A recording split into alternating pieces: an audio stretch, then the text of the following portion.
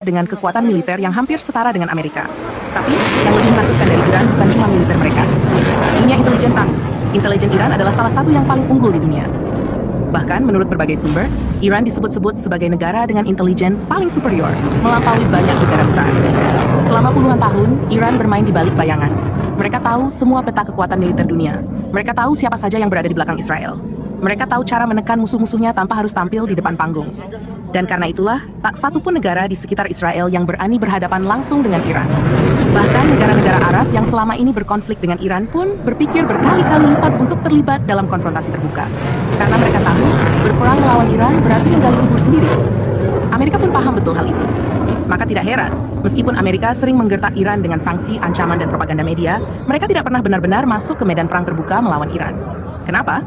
Karena mereka tahu, jika perang itu benar-benar terjadi, Iran akan merespons secepat kilat dengan kekuatan penuh. Dan ketika Iran menyerang, tidak ada satu negara pun yang bisa menghentikan mereka dengan mudah. Inilah konteks besar yang tidak dipahami oleh Israel. Dengan membabi buta menyerang Iran, mereka bukan hanya membuka gerbang neraka, tapi juga mempermalukan diri sendiri di hadapan dunia. Karena apa yang terjadi setelah itu? Iran merespons dengan kekuatan nyata. Kementerian Luar Negeri Iran dan Organisasi Energi Atom Iran mengumumkan mereka telah mempersiapkan fasilitas nuklir ketiga yang kali ini ditempatkan sangat dalam di bawah tanah, tidak bisa disentuh oleh apapun, baik rudal, satelit, ataupun mata-mata.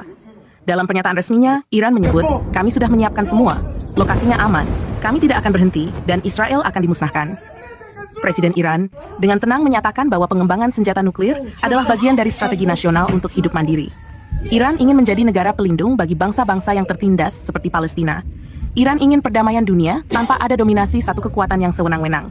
Namun sayangnya, keinginan damai Iran disalahpahami sebagai ancaman oleh Israel. Bagi Israel, keberadaan Iran adalah penghalang utama untuk menguasai Palestina secara penuh. Karena itulah Israel menyerang, dan serangan itu menjadi kesalahan fatal.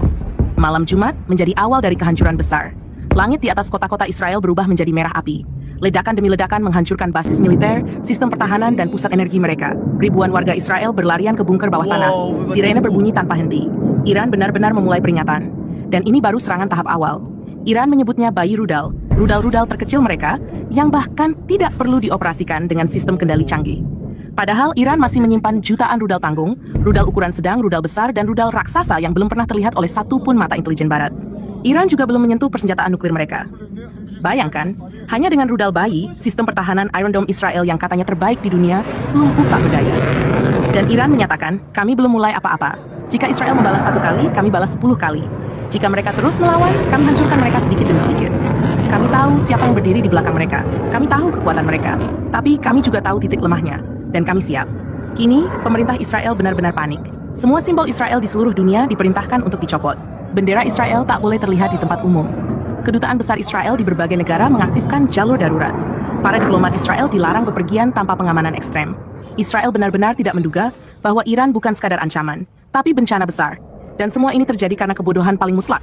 Israel menyerang Iran. Tanpa Amerika, Israel hanyalah debu. Negara yang tak akan mampu bertahan 1 hari pun menghadapi Iran sendirian, ucap salah satu analis militer senior AS. Kini, Israel telah menyulut perang yang tidak bisa mereka hentikan. Iran tidak akan berhenti hingga Israel lumpuh sepenuhnya.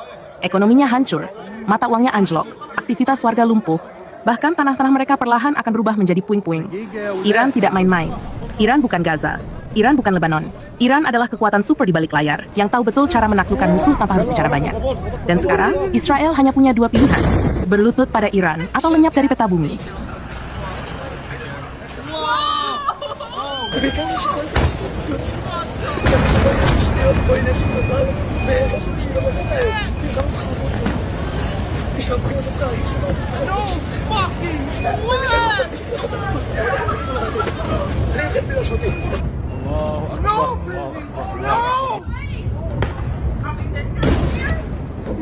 We're dangerous.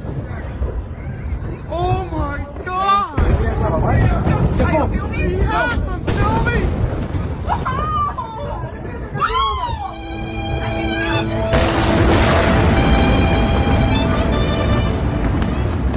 Pen.